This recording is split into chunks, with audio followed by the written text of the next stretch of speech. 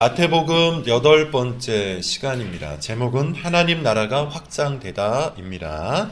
권위와 순종이라는 주제는 마가복음에서 가장 중요한 주제입니다. 마가복음은 로마의 복음, 즉 로마라는 나라의 권위와 법 아래 살아가던 성도들에게 주어진 하나님의 말씀, 하나님의 복음이에요. 그들에게 전혀 새로운 나라와 권위를 알려주는 책이죠. 하나님의 아들 예수 그리스도의 복음은 하나님 나라와 그 권위에 복종하는 제자들을 만들어냅니다. 따라서 마가복음 안에는 기본적으로 두 개의 나라의 충돌이 있어요. 하나님 나라와 세상 나라입니다. 당대의 관점에서 보자면 로마로 대표되는 세상 나라겠죠. 그리고 그 뒤편에서 역사하는 사탄의 나라예요. 그러므로 마가복음을 이해하기 위해서는 권위의 문제를 먼저 잘 깨달아야만 합니다. 먼저 우리가 알아야 할 것은 모든 사람들은 권위 아래에 서 있다는 겁니다. 이것은 인류 역사상 개인의 자유와 권리가 가장 많이 보장된 지금 사회에서도 사실 마찬가지예요. 자유와 권리를 보장받기 위해서 모든 사람들은 반드시 법의 권위 아래에 서 있어야만 하기 때문이죠. 법의 권위를 벗어던지고 무한한 자유를 누리겠다고 나서는 사람은 사실 자신의 그 무한한 자유로 남의 자유를 빼앗는 겁니다. 그런 의미에서 법은 사람들에게 무한한 자유를 보장해 주지 않아요. 최대한의 자유를 보장해 줄 뿐이죠. 그리고 법을 바르게 작동시키기 위해서 반드시 필요한 권위가 또 하나가 있죠. 공권력입니다. 법을 어겼을 때 그에 합당한 처벌을 해줄 수 있는 권력이 꼭 필요해요. 현대의 사회에서는 국가가 그 권력을 맡고 있습니다. 이 원리는 모든 조직에서 통용돼요. 조직이 조직으로 존재하기 위해서는 법이나 규정이 필요하고 그 법과 규정을 적용할 수 있는 권력이 필요하다는 거예요. 그러므로 조직에 속해 있는 모든 사람들은 일정한 권위 아래에 서 있는 겁니다. 하다못해 자율적으로 모인 동아리에도 법이 있고 권위가 있어요. 말하고 싶은 것은 이겁니다. 우리는 알게 모르게 순종하며 사는 존재라는 것이죠. 민주주의 사회에서는 최대한의 자유를 보장해 주기 때문에 우리가 권위에 복종하며 사는 존재라는 것을 잘 깨닫지 못할 때도 있어요. 또 그런 방식으로 교육을 받으며 살아왔기 때문에 자신이 완전히 자유로운 존재라고 착각하기도 합니다. 그러나 이 사회가 돌아가는 원리를 조금만 관심 있게 분석을 해보면 우리 모두는 권위 아래에 속해 있고 순종하며 살아가는 존재라는 것을 부정할 수 없을 겁니다. 사실 이것을 부정하는 사람은 자신이 핏덩이로 이 세상에 나왔다는 것을 부정하는 것과 다를 바가 없어요. 완전히 자유로운 사람이 없다는 것은 어린 아이들만 보더라도 알 수가 있죠. 완전히 자유롭다는 것은 돌봄이 전혀 필요 없다는 뜻이기도 해요. 누군가의 돌봄을 받고 누군가의 보호를 받는다는 것 자체가 이미 자유롭지 못하다는 뜻이에요. 그러나 모든 사람들은 부모님과 사회의 돌봄을 받고 보호를 받으면서 성장을 했습니다. 그런 의미에서 모든 사람들은 처음부터 권위 아래에 속해 있는 거예요. 성경은 이 원리를 5번째 계명으로 우리에게 알려주고 있습니다. 5번째 계명 무엇입니까? 내 부모를 공경하라. 이 계명은 우리의 시작이 어떠했는지를 생각해 보라는 뜻이에요. 교만한 사람들은 모든 좋은 것의 원인을 자신에게 돌립니다. 자신의 외모, 자신의 실력, 자신의 건강, 자신의 재능, 자신의 건강과 성취까지 그 모든 원인이 자신에게 있다고 믿으면서 건방을 떨죠. 마치 누구의 도움도 받지 않고 마치 부모의 도움을 한 푼도 받지 않은 것처럼 이 모든 것의 원인이 자신에게 있다고 믿는 겁니다. 그러나 하나님은 5번째 계명을 통해 우리가 겸손해지기를 원하세요. 우리의 시작이 우리 자신에게 있지 않다는 것을 생각해 보라는 거죠. 핏덩이로 태어나서 부모님의 돌봄과 보호 안에서 우리가 큰 겁니다. 배고플 때 먹여주시고 아플 때 돌봐주시고 잠잘 때 보호해 주신 부모님이 있어서 우리에게 음식과 물질과 집을 공급해 주신 부모님이 있어서 지금 우리가 이 자리에 있는 거예요. 그러므로 우리는 부모님의 권위 아래에서 그분의 돌봄과 보호를 깨닫고 순종하며 살아가야 하는 것이죠. 이 원리를 바르게 이해한 사람은 세상에 존재하는 모든 권위에 대해서도 바른 태도를 갖게 됩니다. 이것이 5번째 계명의 의도예요.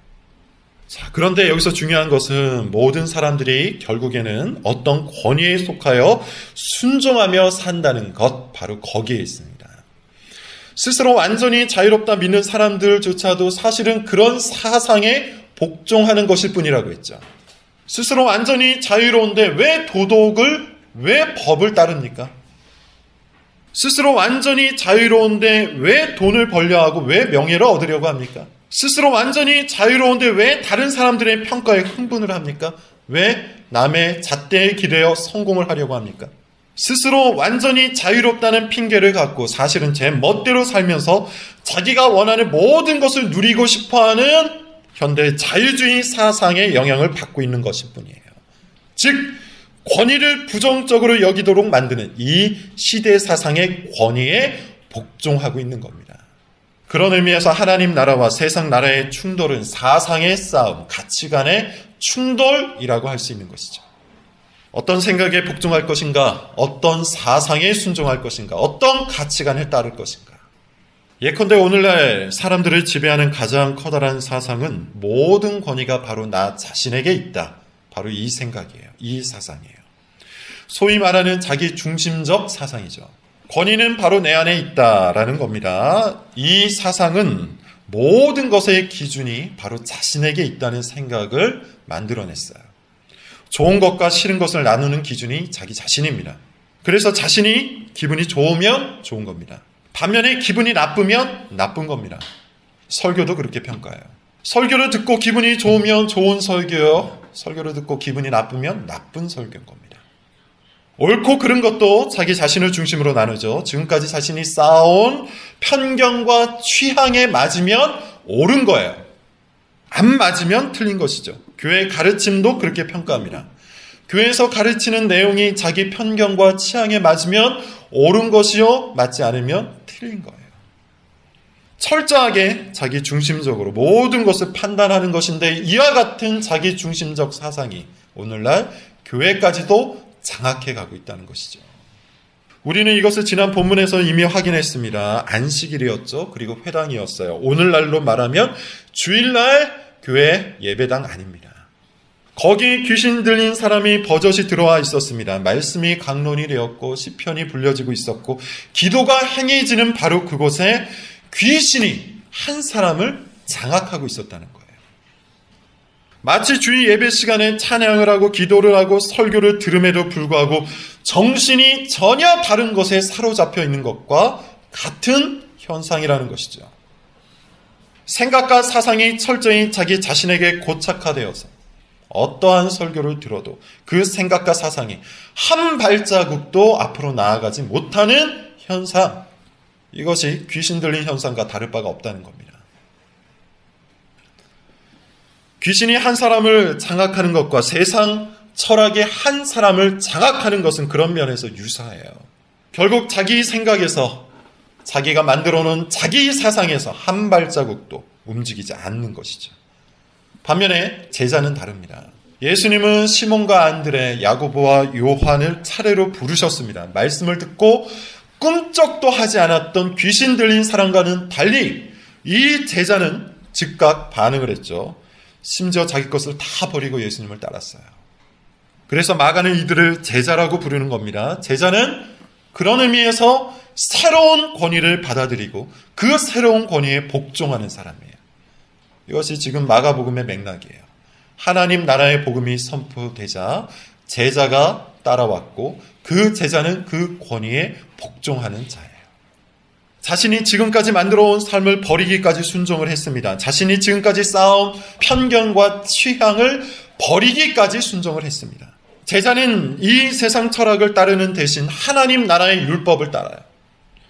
제자는 이 세상의 문화에 의해서 만들어진 자기 성격을 따르는 대신에 성령의 인도를 따라 새로운 성품을 만들어갑니다. 제자는 지금까지 자신을 사로잡고 있었던 것을 버리고 하나님 예수 그리스도의 권위에 복종해요. 그리고 이 권위에 복종하는 자들이 늘어날수록 하나님 나라가 확장되는 겁니다. 오늘 본문은 하나님 나라가 어떻게 확장되는지를 우리에게 보여주는데 먼저 29절, 31절을 읽어봅시다. 본문에 한번 보세요. 29절부터 31절입니다. 자, 시작. 회당에서 나와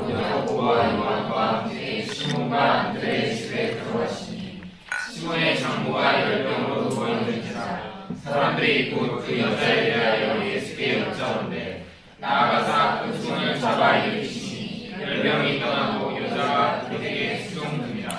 오늘 본문에는 세 가지 사건이 나오는데요. 거기서 우리에게 주는 교훈은 사실 동일합니다. 그래서 묶어서 설명을 하도록 하겠습니다. 첫 번째는 시몬 베드로의 장모를 치유하는 내용이 나오죠. 여전히 안식일이에요. 회당에서 귀신 들린 사람을 고친 예수님은 4명의 제자들을 데리고 누구의 집으로 갑니까? 시몬과 안드레의 집으로 가요. 시몬은 베드로입니다. 시몬 베드로와 안드레의 집으로 표현된 것으로 볼 때 대가족들이 함께 살 정도의 아주 커다란 집이었던 것 같아요. 그런데 시몬 베드로의 장모가 열병으로 누워 있었습니다. 이 병이 정확히 무엇인지는 몰라요. 다만 사람들이 예수님께 그 여자의 병에 대해서 말했다는 것으로 볼 때 쉽게 낫지 않는 병인 것 같아요. 이 말을 듣자마자 예수님이 여인의 손을 잡아서 일으키십니다. 그리고 열병이 떠나고 여자가 예수님을 섬겼다고 해요. 수종들었다는 표현은 이 여인이 완전히 회복되었다는 것을 의미하는 겁니다. 자, 여기서 우리는 하나님 나라가 확대되는 것을 볼 수가 있는데 첫 번째 사건은 귀신이 쫓겨나는 사건이었죠. 우리가 앞서 본 사건이었습니다. 이것은 사탄의 나라에 묶인 사람들에게 하나님 나라를 보여주시는 의미가 있었어요. 두 번째, 우리가 읽은 바로 이 사건은 병이 순식간에 치유되는 사건입니다. 이 역시도 사탄의 나라에 묶인 사람들에게 하나님 나라를 보여주시는 사건인. 자, 여러분, 모든 질병의 근본적 원인이 뭘까요? 이 세상에 병이 이토록 많은 이유가 여러분 무엇일까요? 죄 때문입니다. 하나님께서 창조하신 원래의 세상에는 질병이 있었을까요? 없었을까요? 질병이 없었겠죠. 아담과 하와는 하나님께서 완전한 신체로 창조해 주셨어요. 뿐만 아니라 하나님의 완전한 돌보심을 받고 있었기 때문에 에덴 동산에 살던 아담과 하와에게는 질병이 없었습니다. 질병은 아담과 하와가 죄를 범한 이후에 찾아온 거예요. 죄로 인해서 인류에게 주어진 저주 중에 하나입니다. 하나님의 완전하신 보호가 사라졌고 하나님의 완전하신 창조가 깨졌기 때문에 인간의 신체 가운데 병이 들어온 거예요. 사람의 신체는 온갖 스트레스와 각종 바이러스의 위협 속에서 금이 가버린 것이죠. 이것이 질병의 유래입니다. 그리고 사탄은 이 저주를 마음껏 활용했어요. 질병에 대한 두려움으로 사람들의 마음을 조종했다는 겁니다. 사람들로 하여금 두려움을 품게 해서 이 질병에 묶여 살아가도록 만들었다는 거예요. 우상을 만들어냈고 미신을 만들어내서 사람들을 사탄의 나라에 묶어놓았다는 뜻입니다. 그런데 하나님 나라가 임하자 어떻게 됩니까? 예수 그리스도께서 오시자 어떻게 됩니까? 질병이 치유되죠. 질병이 없어졌어요. 처음 창조되었던 바로 그것처럼 질병이 없는 세상이 이 땅에서 시작된 겁니다. 이것이 두 번째 사건의 의미예요. 그렇다면 오늘날 이 본문은 어떻게 적용되어야 할까요? 다른 교단처럼 예수님 믿으면 모든 질병이 낫는다는 초자연적인 치유를 강조해야 되는 걸까요? 병원도 가지 말고 기도원에 가서 기도함으로 나음을 입어야 하는 걸까요? 당연히 아닙니다.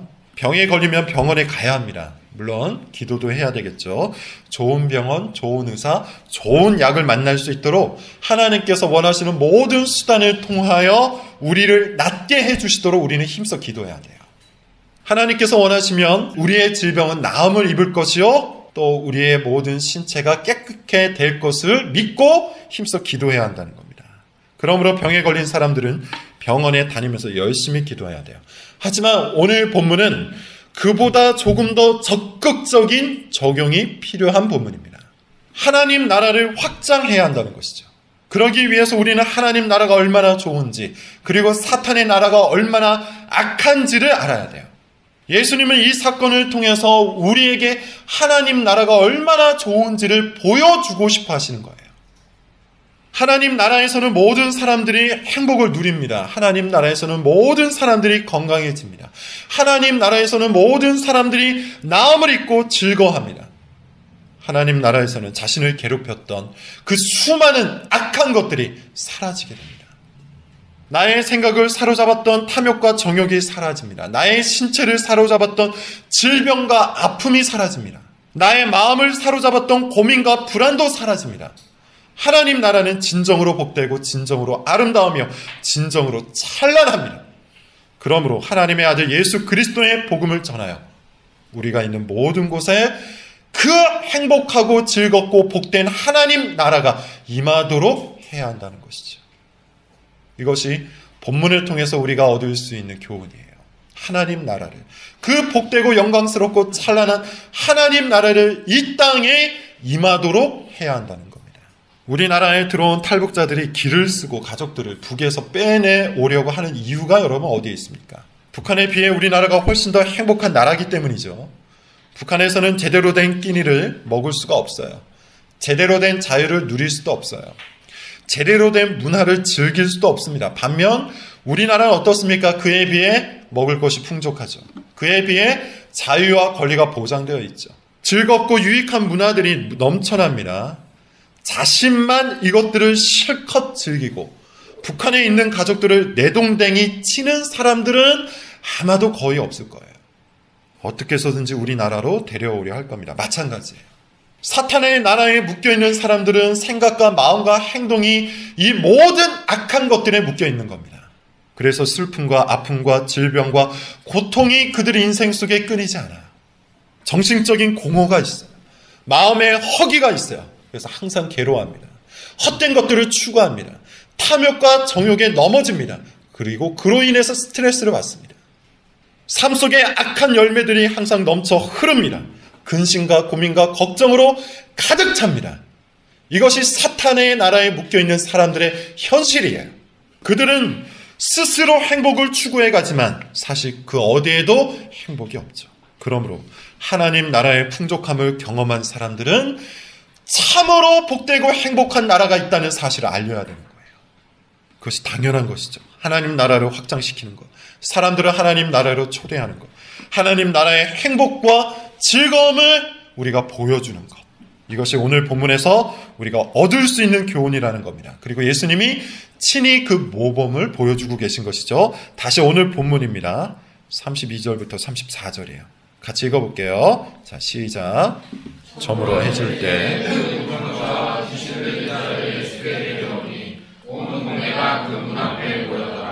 예수께서 각종 병이 든 많은 사람을 고치시며 많은 귀신을 내쫓으시니 앞서 일어난 두 가지 사건으로 인해서, 즉 회당 안에 있는 귀신 들린 자를 고치신 사건, 그리고 열병에 시달렸던 시몬의 장모를 고치신 사건, 이 두 가지 사건으로 가버나움 전체가 난리가 났습니다. 그리고 사람들마다 귀신 들린 자를 데려오고 병든 자들을 데려왔어요. 특별히 해가 저물자마자 사람들이 몰려왔다고 하는데요. 이것은 안식일이 끝났기 때문이에요. 유대인들은 저녁부터 저녁까지가 하루라고 했습니다. 안식일은 우리 시간으로 따지면 금요일 저녁부터 토요일 저녁까지. 이제 토요일 저녁이 되어서 안식일이 끝난 겁니다. 그래서 사람들이 해가 저물자 이제 시몬 베드로의 집으로 찾아온 거예요. 귀신 들린 사람들과 병자들을 데리고 왔습니다. 예수님은 두 사건에서 행하신 것처럼 귀신들을 쫓아내어 주시고 병든 사람들을 낫게 해주셨어요. 가버나움에, 이 작은 동네에 천국이 임한 겁니다. 하나님 나라가 그곳에 임한 거예요. 사탄의 나라가 깨지고 하나님의 나라가 들어선 것이죠. 저는 궁극적으로 우리 교회가 이런 모습이 되어야 한다고 믿어요. 궁극적으로 우리 교회가 나아가야 될 모형이 바로 여기에 있다고 믿습니다. 신학을 정확하게 하는 것 중요하겠죠. 교리를 바르게 아는 것 상당히 중요하죠. 그런데 그것을 하는 이유가 더욱더 중요한 겁니다. 왜 정확한 신학과 바른 교리를 공부하는 겁니까? 그 이유가 여러분 어디에 있습니까? 하나님 나라를 이루기 위해서죠. 지금 우리가 읽은 이 본문처럼 참된 행복과 참된 평안과 참된 즐거움을 회복시키기 위해서 정확한 신학, 바른 교리를 공부하는 거예요. 그래서 이 세상 문화와 사상에 사로잡혀 있었던 사람들이, 사탄의 문화와 사탄의 나라에 사로잡혀 있었던 사람들이 그리스도를 아는 지식에 사로잡히고 자기 중심적인 생각에 빠져있던 사람들이 하나님 중심적인 삶에 빠져들도록 하는 거예요. 그것이 목적인 겁니다. 그래서 정확한 신학, 바른 교리를 공부하고 가르치는 것이죠. 인생의 아픔을 겪고 상처를 입고 방황하던 영혼들이 우리 교회 안에서 영적인 허기와 목마름을 채우도록 하는 것. 이것이 교회의 목표가 되어야 한다는 겁니다. 말 그대로 우리 교회 안에 작은 천국이 마련되기를 항상 기도하고 있어요. 우리가 이리저리 발버둥 치는 모든 이유가 바로 여기에 있다는 사실을 우리 모두 잊지 않기를 바랍니다.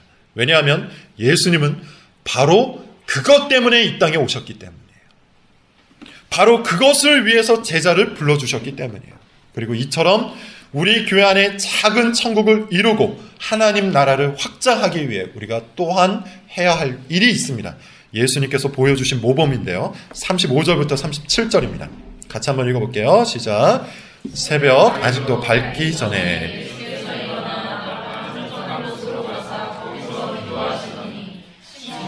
및 그와 함께 있는 자들 예수의 뒤를 따라가 만나서 이르되 모든 하나님 나라에 대한 이야기를 하고 있는데요. 하나님 나라에 대한 논쟁이 좀 있습니다. 소위 말해서 보수적인 신학을 견지하는 사람과 진보적인 관점을 갖고 있는 사람들의 충돌이에요. 하나님 나라를 진보적인 신학으로 다루는 사람들도 굉장히 좋아합니다. 그들은 하나님 나라를 사회학적인 관점으로 이해하기 때문이에요. 즉 우리가 살아가고 있는 바로 이 사회, 한국 사회를 하나님 나라로 만들어야 한다는 것인데 그러기 위해서 정치, 경제, 사회, 문화, 교육을 모조리 기독교 사상으로 바꿔야 한다는 것이죠. 그렇게 하는 것이 하나님 나라를 확장시키는 방법이라고 주장을 합니다. 그러나 앞으로 계속해서 배우겠지만 하나님 나라는 사회학적이지 않고 심리학적이에요. 사람의 마음의 핵심 공간이라는 겁니다. 서론에서 말한 것을 여러분 기억하십니까? 하나님 나라는 권위와 법이 옮겨가는 거예요. 하나님 나라의 제자가 된다는 것은 그 권위와 법에 복종하는 것이에요. 이것은 단지 머리로 아는 것이 아니고 단지 의무와 규칙으로 행하는 것이 아니에요. 이것은 마음의 변화를 뜻하는 겁니다. 세상의 권위와 법에 순종하고 싶어 했던 우리의 마음이 이제는 하나님 나라의 권위와 법에 순종하고 싶게 변하는 거예요. 그러므로 하나님 나라는 제도의 변화가 아니라 마음의 변화인 겁니다. 마음을 다해서 하나님 나라의 권위에 순종하는 제자들이 늘어날 때 하나님 나라가 확장되는 것이지. 제도 몇 가지가 변한다고 해서 규칙 몇 가지를 바꾼다고 해서 하나님 나라가 확장되는 것은 아니에요. 그리고 이런 제자들의 상태, 이런 마음의 상태를 바로 믿음이 있다라고 하는 겁니다. 그리고 마태복음 강의에서 말씀을 드렸는데요. 믿음의 가장 중요한 특징이 어디에 있습니까? 기도예요. 예수님은 그것을 지금 이 모범으로 보여주시는 거예요. 하나님의 나라가 어떠한 상태로 찾아오는지를 이 기도의 자리에서 보여주고 있다는 겁니다. 밤늦게까지 사람들을 고쳐주셨어요. 그럼에도 불구하고 그렇게 바쁘고 지쳤음에도 불구하고 예수님은 아침 일찍부터 기도하세요. 바쁘다고 그냥 걸어다니면서 흥얼거리듯 기도한 것이 아니에요. 한적한 곳을 찾아 깊이 기도하셨어요. 왜냐하면 기도는 하나님과 깊이 교제하는 아주 친밀한 시간이기 때문이에요. 하나님을 믿고 의지한다는 것은 가장 깊은 행위이기 때문에 어떠한 기도도 대충 할 수가 없습니다. 시간과 장소를 정해놓으셔야 합니다. 즉 하나님 한 분과 약속을 정해놓고 만나셔야 돼요. 그게 기도예요. 그런데 제자들은 예수님의 행위를 바르게 이해하지 못했습니다. 예수님의 이 행위 자체가 하나님 나라라는 것을 이해하지 못했어요. 그들은 지금 상황에 그저 흥분을 했습니다. 사람들이 몰려오고 여기저기서 예수님을 찾자! 이것이 곧 인기요 성공인 것처럼 굴었죠. 예수님한테 이렇게 말합니다. 예수님 어디 계셨습니까? 지금 사람들이 예수님을 얼마나 찾는지 아십니까? 기도할 때가 아닙니다. 지금은 일할 때입니다. 심령의 상태에 주목하지 못하고 환경의 상태에 주목하는 사람의 전형적인 모습이에요. 하나님 나라는 사회적이고 제도적이지 않습니다. 하나님 나라는 심리적이고 영적입니다. 그래서 하나님 나라는 마음의 변화를 일으키는 거예요. 하나님의 권위와 법을 즐거이 받아들이는 마음이에요. 이것을 바르게 이해한 사람은 외적인 그 어떠한 변화에도 흥분하지 않아요. 사람들이 몰려온다고 성공이라고 착각하지 않아요.